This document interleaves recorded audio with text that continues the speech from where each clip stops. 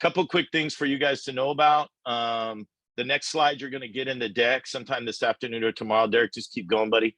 Is the invite thing. Just so you guys know, we got a new website, which is cool. We're excited about it, all that stuff with the Momentum stuff. So this is an easy way for you to do it, but you can also send them a link. Some of you guys are new because somebody sent you a link, so do that.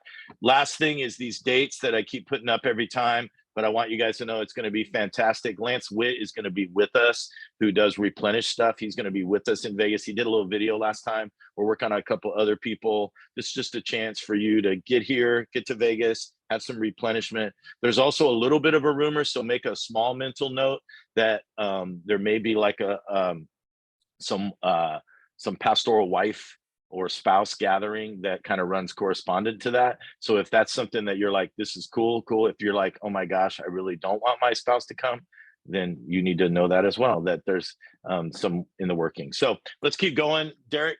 This is what we're gonna do today. We're gonna do quick Easter debrief, kind of some highlights. I'm gonna give, if Kay jumps on here, we're gonna give you a few highlights from some of the stuff we've heard, and then we're gonna do this ROI thing. We're not gonna skip it today. So we're gonna dig into it. So let's go to the Easter debrief thing really quick. I sent this. Most of you guys saw this. Appreciate you guys jumping in on this. I got some feedback from you guys. We got some feedback from you guys around this model of reflecting the question and the prompts. Couple of you just unmute if you would and tell us a little bit whether you use this or not. Give us this isn't like celebrate Easter time, but really more for the other leaders on the call to just kind of go, hey, here's something we learned, or here's how our debrief went. Somebody want to jump in real quick and do that? I know Collins, you did some of this. Some of the rest of you leaned into this structure in some way. Doug, you want to talk about it a little bit? Unmute and go.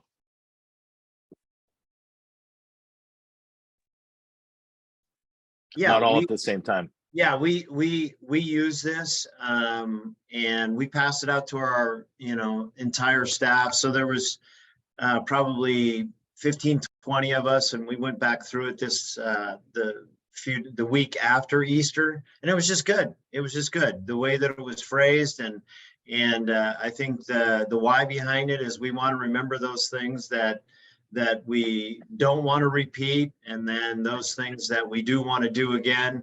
We did it both. We had all the ministry leaders sort of focus in on their niche, their area that they're responsible for, and then we did big picture too, and just looked at it holistically from the entire church's perspective. Love it. Somebody else? Whether you use this or not, I don't care. I'm just curious on your debrief system. Yeah, we use it too. We send a Google Doc of it out to all of our team, but we also, the only one thing I would add is we had some of our key volunteers also speak into it, and because they always have a different perspective that we didn't see, and that was helpful.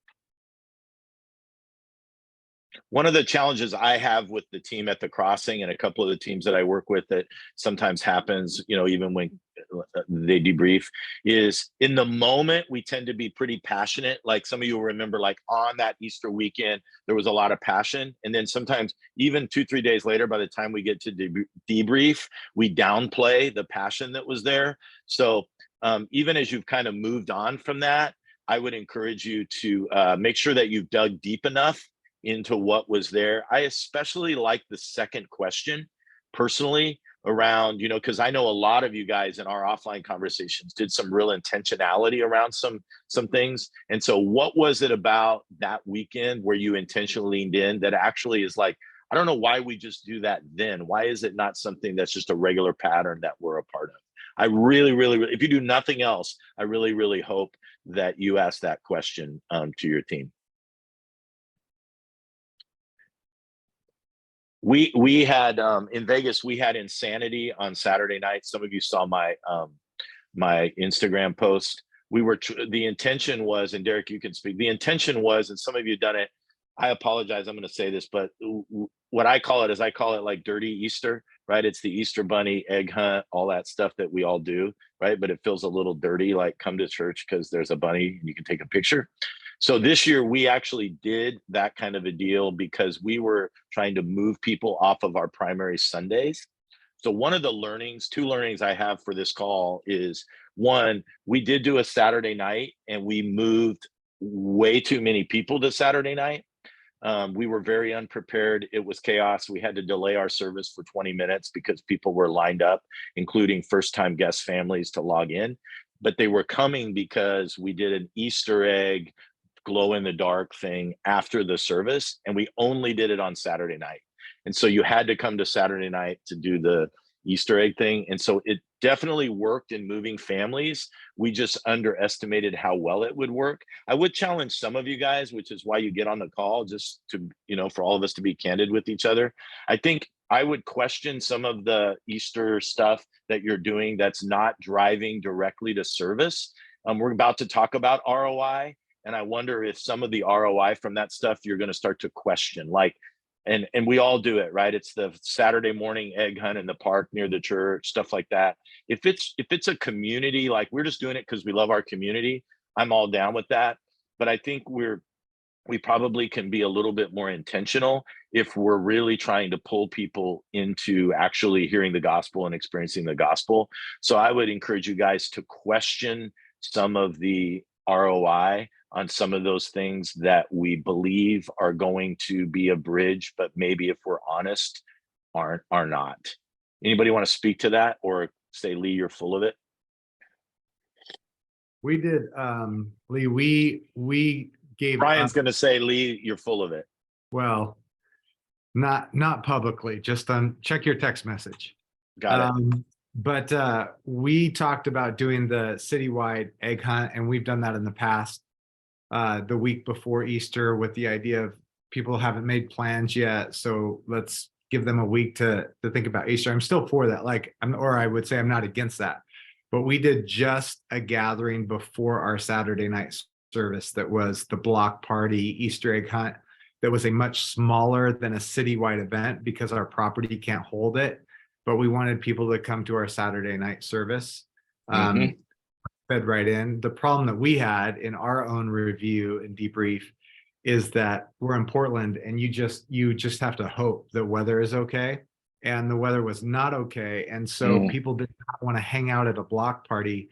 They wanted to go inside, but we were not ready for them to go inside. They still had 45 minutes before our service started. So it's the opposite problem that you had.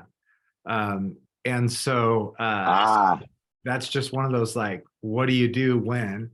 And so we're even going to minimize it even more next year and have just a pre-service party that's not an hour and a half, not even an hour, probably like 45 minutes, that it's just going to be fun. Get your stuff, get your eggs, and then come in. And by pre-registering the kids for the block party, they're already checked in for church. So they already have their name tags. They've got everything done. So there's no lines, but we had to go through a little bit of pain to come up with some of those conclusions. Good. Love it. Anybody else want to weigh in on that? I'm being a little bit tongue in cheek when I say dirty, but I think it's dirty if we're not honest about what we're doing, right? So let's be honest about it. Anybody else weigh in? Lee, I think we did oh, please. Lee, we did we did not do the Saturday big Easter egg hunt thing, off that. What we did is we did an Easter egg scavenger hunt in every single one of our services, before and after, in the building, all outside around it, kind of made it part of the whole weekend.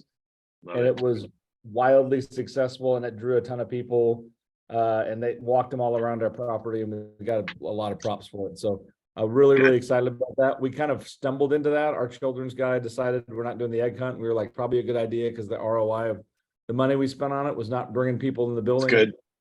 We moved those and made it a big scavenger hunt in the building before and after, and it was not as much money, and it had a much better impact. So look at you with the ROI lead up, the ROI segue. Love it.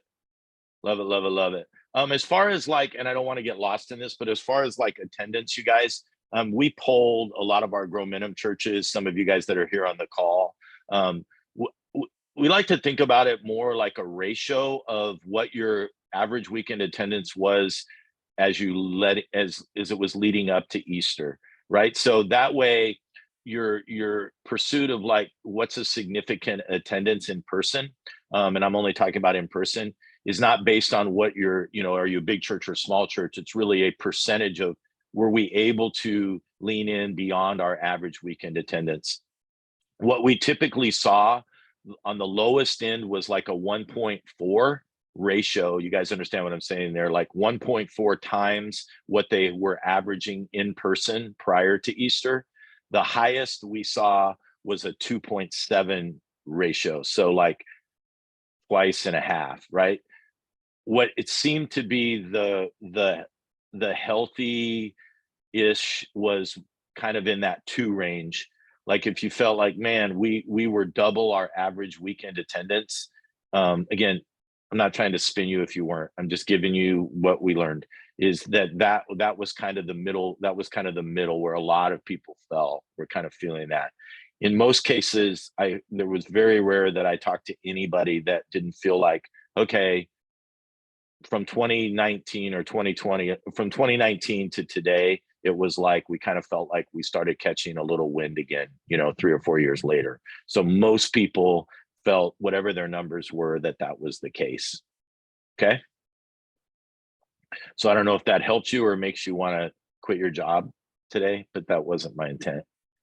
So there you go, just in perspective. And that doesn't include, guys, any online stuff. We didn't include any of that because that's all like that's a dark place. So we didn't include any of the online viewers or how that perspective changed for us. Okay. All right, let's jump into this and we're going to get some perspective. I think I saw Derek Good is on the call. Derek's on here, a couple others. Derek, I'm going to have you weigh in at some point. I'm going to set this up. So many of you have seen this before. If you've worked with any of our team, you might have used this tool. The reason I'm going to present it today is for a number of reasons. One is I hear a lot of buzz around this as we start to build momentum again. Number two, some of you, if you're a fiscal budget year, or most of you are in some degree of planning right now. You're looking at like fall of 2023 to you know, kind of that ministry season. Maybe you're a fiscal year budget, so your fiscal year starts in July, so you're having these conversations. And so the timing of us doing this now is good. If you've never seen this, we're going to unpack it. If you've seen it, used it, it's good for you to review a little bit of it. Okay, this is what we call our ROI exercise tool, and it's really, I've titled it here, the courageous and unavoidable conversation. Okay. And so even if your team has done this exercise before and they kind of know the secret sauce of it, we've done it a number of times with teams and it doesn't even matter. The conversation, guys, is where the gold is towards responding. Okay. So let me explain it to you. Next slide, Derek. So here, yeah, this is funny. This is the Crossings ROI exercise from a month ago.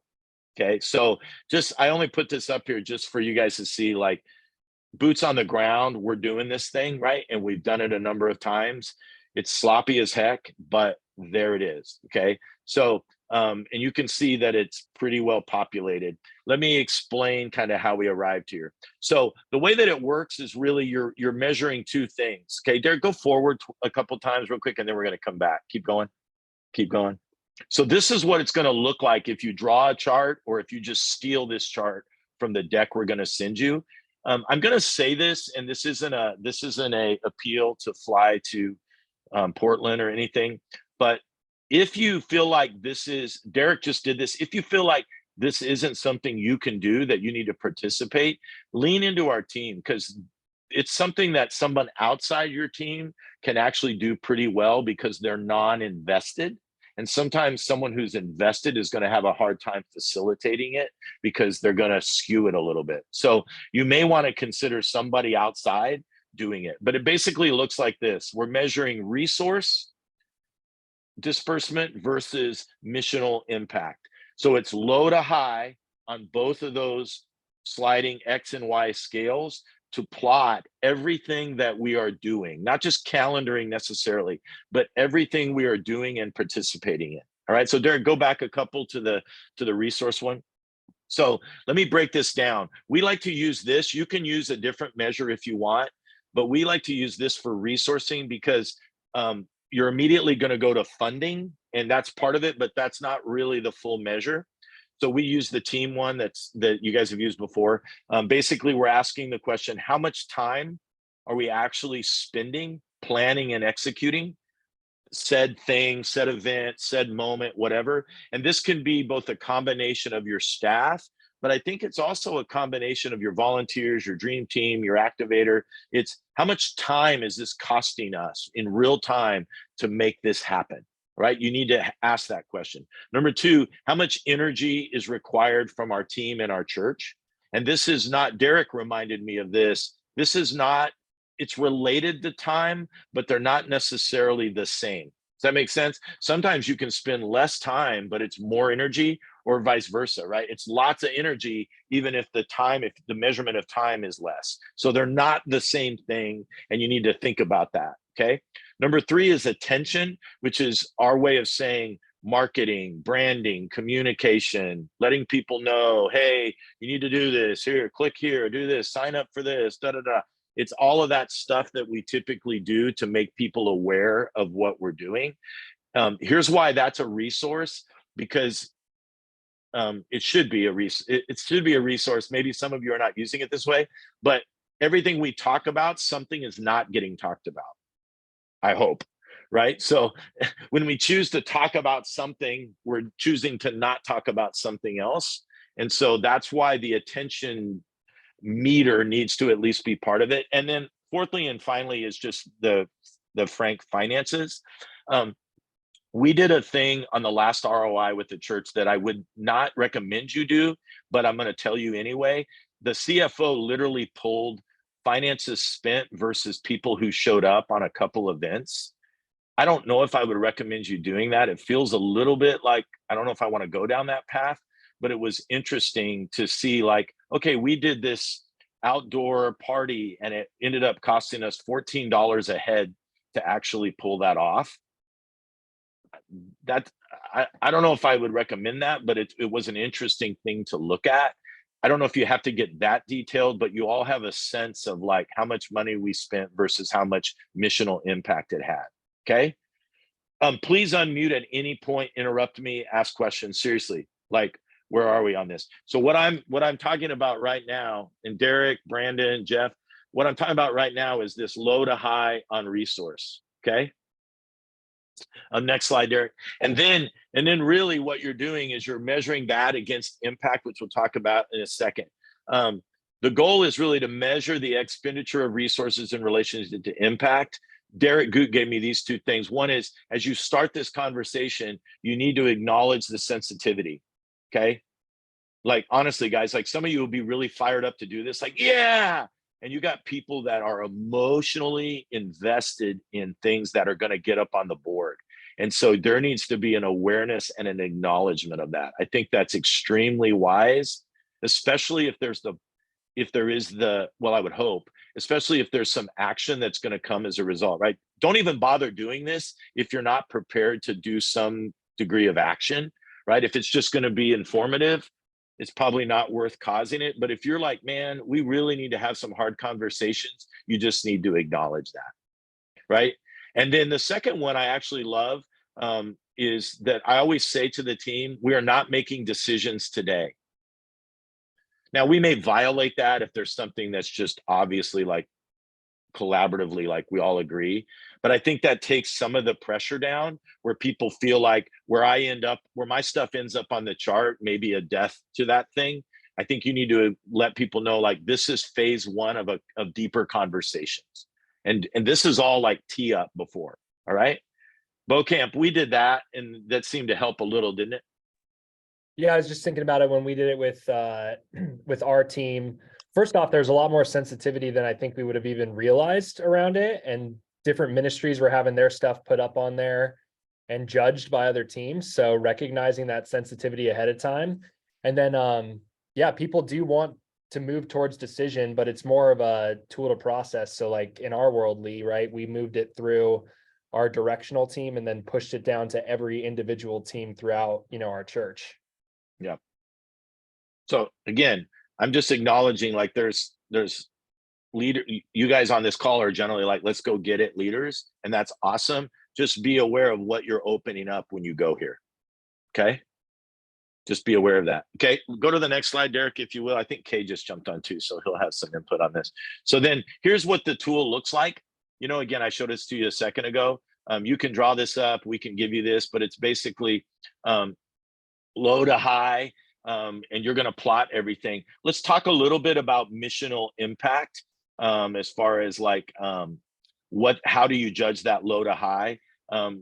It's tough, right? It's really, really tough to judge that. And so that's where it gets a little bit fuzzy. Part of where I would coach you, and maybe some of the other guys will step in, is if you have a 10-year vision or a 3-year view that you've worked through as far as a vision process, that should definitely be something that informs this. I think that, Derek, your side thing's open. If you close that, then they could, there you go. Thank you, bud. Then I think the other thing that you have to be careful doesn't inform it is that it's a combination of what is our mission? Do we have clarity around what we believe it is? Obviously, it's Matthew 28, but we also have kind of our church's mission. What are the real like data numbers? Hello, like what is data deserving a seat at the table tell us? And then I think it is okay to throw in a little bit of the narrative of like, what is the story of that moment, that event, that ministry that we did? I think that's a dangerous place, but you need to include it. In other words, if you go too far there, you're going to end up with somebody saying, man, that Easter trunk or treat thing we did that cost $100,000. There's that family that joined our church and got baptized 6 years ago. It was amazing, right? And you're like, we spent $500,000 over 5 years, and you can tell me about one family that's been impacted. Love that, love it. But I think we have to be careful. Narrative can skew us a little bit, right? That's where the passion comes in. Okay. What you're seeing now that Derek put up is not what you would put on the board to begin with. Everybody nod, right? Like this is what you put up after you've already plotted everything. Now, again, once your team's done it, they're going to know this, and that's okay, but you still don't want to do it. Derek, go back a couple slides. I missed a couple of slides right there. This is where I would encourage you to start when you start plotting things. Is one of the learnings I've had recently is you need to start with a baseline. Okay. And this is a good learning for you that have either done this or haven't, right?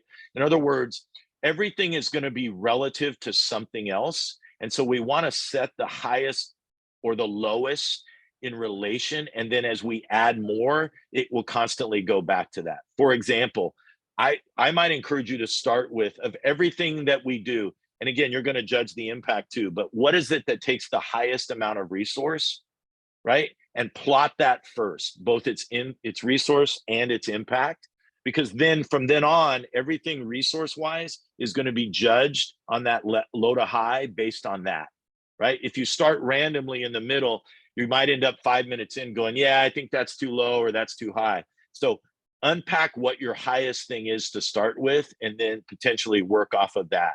Same with the missional impact. You could have the conversation of like, what do you think is so reflective? Like, man, this is killing it. Like Rooted has the highest missional impact. Like it is way to the right. Set that up first. And then as you move through the other things miscellaneously, you will use those as markers. Make sense? Otherwise, you're going to be making it up a little bit as you go along, and it's going to get a little squirrely. Okay. So go back to the titles of the quadrants, Derek, if you would. So these are the quadrants, and I think Kay's on here too. So I'm gonna let him speak to some of these because he's done this a number of times. This is high to low. So let's start on the far right. Strategic, and yes, these all start with S. You're welcome. Strategic. These are the high resource, high impact things that we do. Okay. And all that means is if they fall in that quadrant, we need to be very intentional around them. We recognize that they're going to cost us resource, and they're going to move the ball towards people connecting to Jesus and connecting in our church community. So we want to be strategic about those things, right? The things on the lower right, we love. Like if you could populate the lower right more than any other, that would be fantastic. These are the things that over time take the lowest amount of resource and have the most significant impact on people's life change.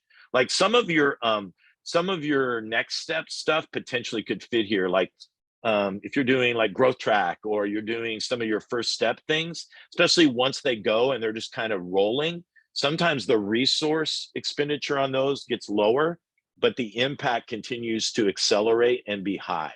And so those are amazing opportunities that we want to recognize as significant.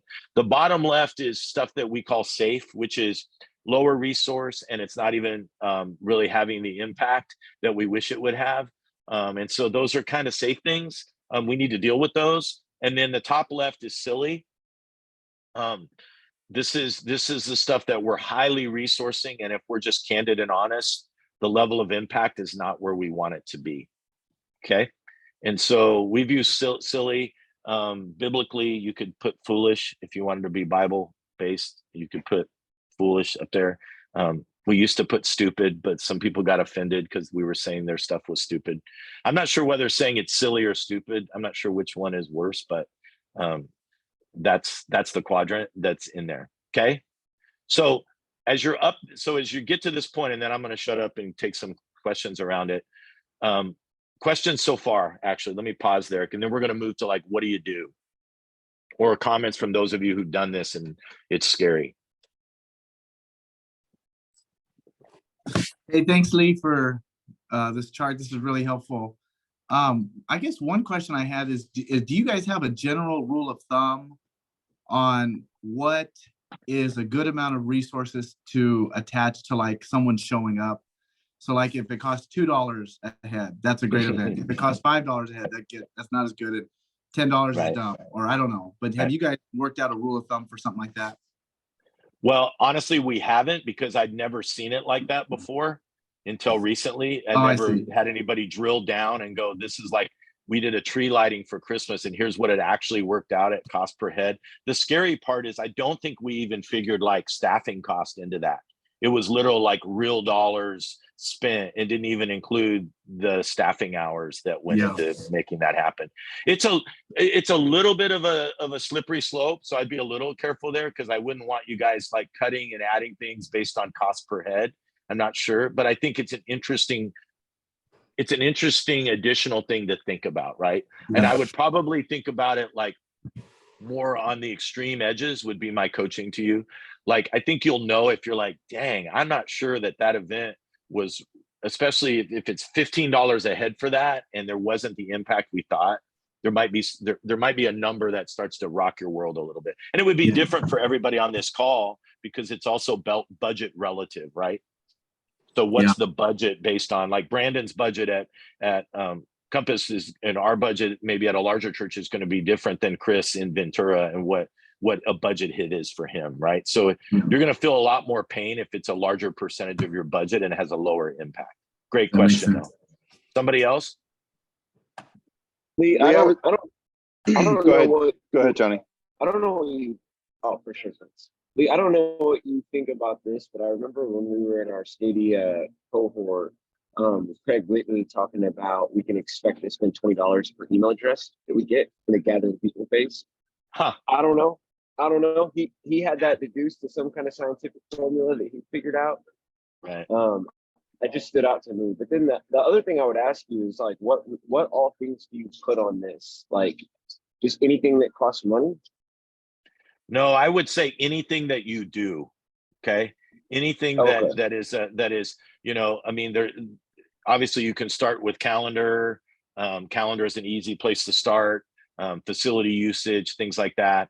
Oftentimes when we do this, Tony, we actually, as you dig in over an hour, 2 hours, 3 hours, things start to rise up that you've actually forgotten about, especially some of you guys that are at larger or legacy like churches. Like I'm thinking about Joel and Wabash. Like there's probably things going on there, Joel, that at Bachelor Creek, you're like, man, I didn't even know that group met or that happened or whatever, right? Because it's kind of forgotten. So sometimes when we get the major things up there, all of a sudden, all this other stuff starts leaking. And by the time you get it on there, you're kind of surprised at the amount of stuff that's going on. Lee, can I ask you a question? Yeah. How do you coach teams in this process to balance the concept that fruit takes time to make, and God is actually the one in charge of the fruit? So how do you coach teams with that balance? Yeah, I think that two things I would say, you can go to the next slide, Derek. Two things I would say to Chris's question. Number one is, I think that's where the conversation is above all, right? So that's why you hear me on the call being a little careful around getting too far into the metrics of it. I think the metrics are part of the story, but I do think you've got to go like, what is the Spirit leading us to do, right? As we always say, grow, like be led of the Spirit, be aware of the strategy. So there may be things that are in the silly category that are starting up or whatever that you're like, we just feel like this is where we need to be and we're convinced of that. That's where the conversation needs to go. But I also would say that I think where the Spirit works in is the question of stewardship. Right? And sometimes we think of stewardship merely as a financial term, and we talk about we want our people to be good stewards. But I think we also have a stewardship role as leaders as far as how we're using those resources, how we're using our staff, how are we using our facility. And so I think there is a spiritual aspect to this conversation around are we being good stewards or not, right, of what we've been given. So I don't know if that helps, Chris, or answers the question, but that's where I feel like the conversation is there. But I think, unfortunately, the reason the tool's valid is many of you have had this conversation without the tool. Like you've tried to sit in a room and go, hey, what are we doing? What should we eliminate? What's good? What's bad? And you've just kind of made lists and it doesn't have any meat. I think if go back to ours real quick, Derek, if you look at this sheet, like that means something, right? Like there were conversation that happened around everything that has a dot. And so I don't know, it just means something. And so that's why the exercise is valid versus just going, let's just talk about what we're not going to do or what we're tired of doing, right? We have some baseline to be able to talk about it, okay? So to Chris's question, let me go back to that other slide about how you respond. Thanks, Dee. Here's the response I would say, and this might help as well to all of you. Three things. Number one is we want to drive as many things as possible toward the right, okay? So even if it's silly, even if at the current moment it's silly, but we're really committed to it, that's fine. It doesn't mean it has to be eliminated if it's silly. It just means we better have some intentional conversations about, because we're highly resourcing this, about how to move it more towards missional impact. Is that fair? So you're doing like, let's go back to our earlier conversation around the stuff we're doing for Easter, right? You did the Easter egg hunt on Saturday morning at the neighborhood park and 500 families came, and out of those 500 families, 4 of them showed up on Sunday, okay? So you might be going, man, we resource that thing high, but if we do it in this way, Brian Becker just talked a little bit about that. If we move it this way, it actually may have more missional impact. That would be a very valid conversation, correct? Right? And so it's like everything to the left doesn't have to go away, but we better be in motion of moving things to the right. That's why we're here, okay? And then the second thing, go ahead, please. Can I chime in real Yes, quick? on what please, Chris Brandon, was talking please. about? Yep. Chris, we had the same issue at our church. We had some things on our ROI response that we were like, man, that's not like, we kind of want God to work through that, but it didn't really produce what we wanted it to. The reason we decided to do it, I think this is really essential in the discussion you're having of like, how do you know whether to keep things going that aren't producing fruit, but you really believe in? It's, are they a part of your overall mission? And you can't do something like this without having a target as a church, and you can't do an ROI really effectively unless you're like, hey, we're all about that, because then you can make decisions based on your values and your mission. And that's what's so key. If you try and do this without that, everyone's going to be pissed off at the end and go, what are we supposed to do? And who that matters? It can be a really bad thing. So that's why we, with churches, this is like what we do after an SMP or something like that. We don't do this prior to not figuring that out. And I know you guys probably have that figured out, Chris, but that's been hugely helpful for us to go, yeah, we'll continue to do that, even if it's not producing the kind of fruit we want, because we believe that that fits into our mission. Yeah, that I would say, Kay might have something to say. I would say that 3-year view, for those of you that have that in play, that would probably be something that I would stick up on the wall as I'm having this conversation, to just sort of also kind of be a filter for like, is it contributing to that being more likely to be true? Yeah, one of the things that I would just say is that, hey, Derek, if you don't mind putting the graph back up, the tool back up is that, yes, there might be like, what is the conversation to be able to move things to the right? If something is in the silly category, there might be a season where actually you're like, okay, if it's silly, do we actually put less resources so that actually it's maybe in the safe category for a little bit? So that way then we can move it to the right a little bit, or if we're going to be, investing in that from a resource perspective, what makes it and gives it more impact to move it to the right to strategic. So as you can imagine, silly could go down to safe or silly could go to strategic.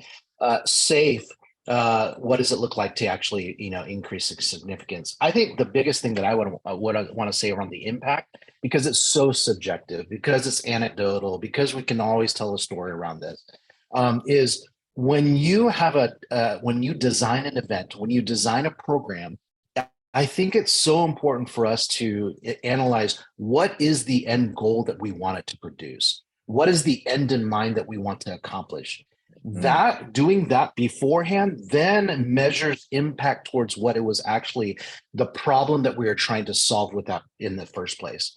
Or else it actually just becomes a very just an anecdotal, like, yeah, it's changing people's lives type of thing. Well, that might be a great thing. At the same time, it's might not be the problem that we're trying to solve. It's actually just something there. So I think a lot of the beauty of these things is actually to do the front end work, to be able to really be strategic about what are we trying to accomplish? What does winning look like? What does success look like on the front end? That way, when you do the ROA on the back end, that it's you're measuring impact towards that. Boom. Yeah, so we're going to talk for a second about that. So just to finish it up here, and then I'll open it up for everybody, is what we've been doing is then when we're done with the exercise, as I said earlier, like we're not necessarily making decisions day of, unless it's just like a not, a unanimous thing. Is what you saw on ours is we circled 5 to 6 of the key elements that we were questioning or needed to be a deeper dive into, even to Kay's point of like, okay, these are things we're questioning where they are and where they need to move or whatever, and circle those items and then assign them either as however your structure works for there to be deeper conversations around what needs to happen with those. Some of the options of what happens around the circle is there on your screen on the bottom. And I may not have captured all 4 of them, but obviously one option is you kill it, right? That could be a painful option, but that's an option that it just needs to go away. Another option is that, to Kay's point, you decrease the resources. So you kind of starve it. You just go, man, we're going to drive this thing into silly, right? Or it's going to have to become significant, but we're not going to resource it as much anymore. I'll give you an example in our context that I think is cool for you guys to hear that makes sense. So we do the special needs prom, the Night to Shine deal. Some of you guys do that or you do it on your own. And it's always a very high resource and probably a middle-ish impact for us. We love what it does for our people. We love the special needs community, all of that. And so we've made the decision to not kill it. We don't love the resource level of it. So we're going to move it to safe, right? We're going to resource it a little less. We feel like we can still pull off an amazing event while still we think we're over resourcing it and it's still going to be powerful without doing that. So we're going to pull the resources back. So it'll either become significant if we do some intentionality there, or it'll live in safe, but we want to keep it. So we're just going to move the resourcing down. The other 4th thing is we're going to intensify the intentionality towards impact. So if we're not changing the resourcing, we're going to change strategy there. And some of that may be what we call a reinvention, that we're going to reinvent things. But those conversations would happen as you circle up and you kind of identify the things that are potentially problematic or need more conversation. Okay, I'm going to open it up. Thoughts, questions, even if you're just going, yeah, here's what I'm thinking. Lee, anybody that's done it. I'm wondering if this is feeling based or data based. And when you say, you know what, we feel like this is safe, or we feel like this is strategic. where do you draw the line of we're going to have data determine this versus we're going to have feeling based? And I ask this because we just had a church online, streaming online conversation where we backed off from the amount of cameras we used and just different things. And we had the exact same number of views over a set period. And so we're looking at all the different, ROI, and we have data to show that, but people have different feelings. And of course, some of the categories, you don't have the option. So I'm just wondering like how you guys approach that. It's not a perfect science.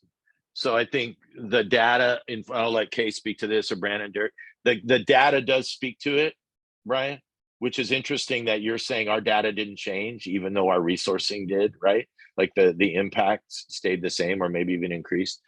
I wish I could give you a definitive answer. Unfortunately, I don't want you to just go data. Like we're just going to read the data and we're going to respond to the data, because I think in what we do, there is that degree of like, this is what the Holy Spirit's telling us. Or sometimes when you're growing something or you're initiating something, it may be higher resource initially. And if you just look at the data, you're like, well, we should stop doing this. So I do think that's the thing. But I do think I would, as the leaders, I would caution you to be, I think the narrative that your teams are going to create is where you need to use some discernment. Because you're going to have team members that are going to be really passionate about things, and they're going to be able to create a narrative that works for them. Right. And so the narrative may or may not be true. I think it's up to us as the leaders to discern whether their narrative is accurate or not. Okay, you want to add to that? No, I think you already said it, but basically it is that this is obviously not something that you're going to say, okay, it's in this box, we're going to kill it or whatever, but the beauty truly is in the conversation. That's really why this tool is here, so that we can actually have conversations, healthy conversations where we can agree and disagree around that. So yeah, that's where it's like, it's not an exact science. But having said that, yes, both are important, right? Like the data should tell us. So I guess maybe if I were to give you an example of what I was talking about earlier around the data, is that at a previous church I was at, we had a leader development group. We said, hey, we want to produce leaders out of this. And so, and especially we started with the men, because men, when we did community groups and life groups around men, we all got the weird ones, not the ones that we would want to hang out with, if you know what I mean. And so leadership was actually EGR. Yeah, EGR. Yeah. If you didn't have weird ones, then you might be the weird one, right? So, but leadership was actually the reason why people would stand up and say, okay, hey, I'd love to, be a part of something. So we had leader development groups. LDGs is what we called them. It was probably one of the greatest things that we had success around from a men's community group perspective. Well, we actually had a goal on the front end to be able to say we want at least 50% in the next 6 to 8 months to be leaders out of that. And that was our goal. Now, did we hit it? We were 80% there, and we had to have a dialogue and a conversation around that. Was the ROI worth it? Yes, this was our first time doing it. The next time, hopefully we can get the 100%, or maybe the goal wasn't realistic. And so we had healthy conversation. But if we did not have that on the front end, then it would have been, was it successful? Was it impactful? I think so. Was it, did we spend a lot of resources? Yes, sure. Was it strategic? Yes. But I think having that goal on the front end helped us to measure the ROI on the back end. So I think what I heard you say there, if I can restate it, is like, I think it's been stated by Brandon and others. And so Brian, I think knowing what the objective was probably plays into that combo, right? Like what was the objective? And then we measure it based on what we thought it was going to be, right? Like, did we accomplish what we set out to do in that, right? Because that missional impact might not strictly be how many people showed up. It could be, wow, we really saw people grow in their faith, or blah, blah, blah, whatever it might be. And so I think that objective can't be denied. And maybe sometimes that's part that I didn't include in the deck. As you're determining the impact, maybe that's a great addition for you guys to jot in your notes, is if you're confused on what the level of impact is, maybe you pause and ask, what was our intended level of impact?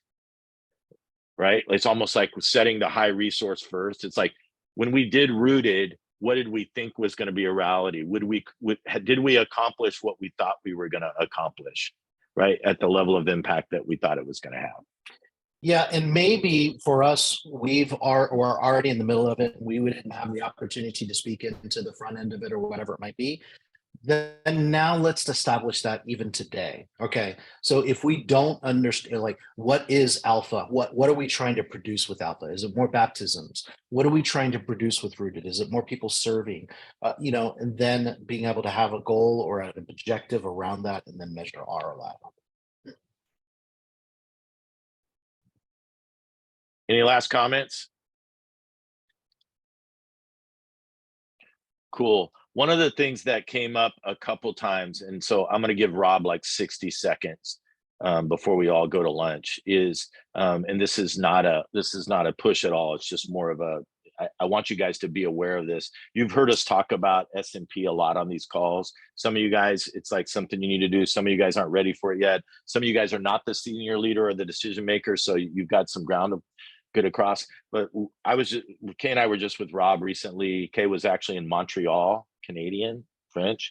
And the strategic momentum process we're talking about is what sets in place that 10-year vision and that 3-year view that leads to your 1-year plan. And it's pretty important eventually for you to have that so that these conversations make sense. So Rob, don't have a ton of time. Just real quick, kind of give these people a little bit of like how it worked for you and why it was great or wasn't great. Sure. You can say that too if you want.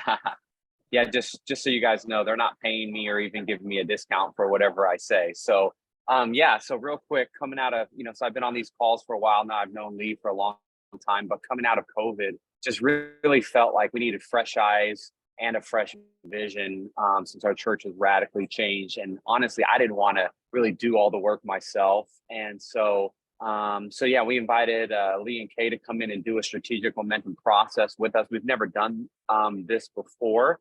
We've worked with other consultant groups at different churches I've been at. But anyway, it was awesome. I mean, they spent a day and a half with us. It was really incredible. A couple of quick learnings for me was, one, it was really good for me not to be the facilitator, right? Like, I got to participate and just enjoy the process. That was such a win. 2, we invited our board, our elder board, and our key pastors to the process, which in our context, we've never actually done that before, which I can't believe we've never, combined our 2 major influential groups before our teams. And that was huge. That was a huge win, having both those groups together.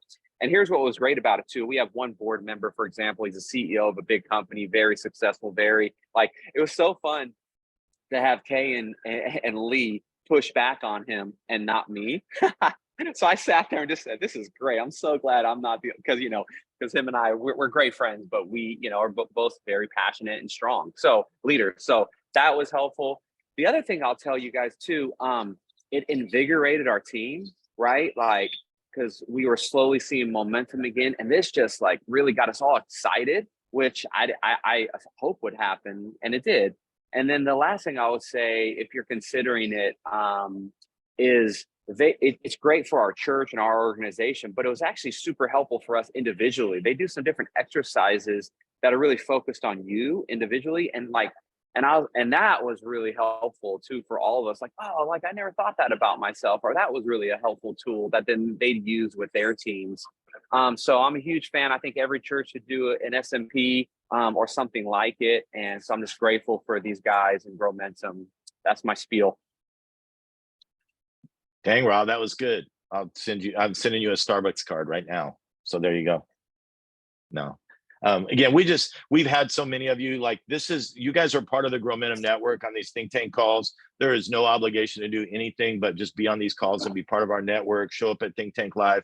But we've had a lot of you kind of ask, like, okay, what does that look like to go in a deeper relationship? So we also don't want to fail you on that. If you want to talk about that stuff, we'd love to just have an offline, jump on a call with you, talk about it. I know a lot of you, it's like getting into summer. So we're like thinking about Do we plan a 2-day some point so that we can prep for the fall? All those things are pretty important. Joel and I have done it together. Derek, and a lot of the work he did with ROI was kind of led out of that. So a lot of the guys on the call could also have done what Rob just did, but just want to let you guys know that. So we're here for any of you guys and all you guys. Our team is just here. We just love doing it. So anything you need, whether it's that or just a quick convo, we'd love to do it with you. Okay. All right. We'll be on next time. Hopefully the link will work better. We'll work all that stuff out. So appreciate you guys pivoting at the end there. All right. All right. You guys be great. We'll see you. Thanks, everyone.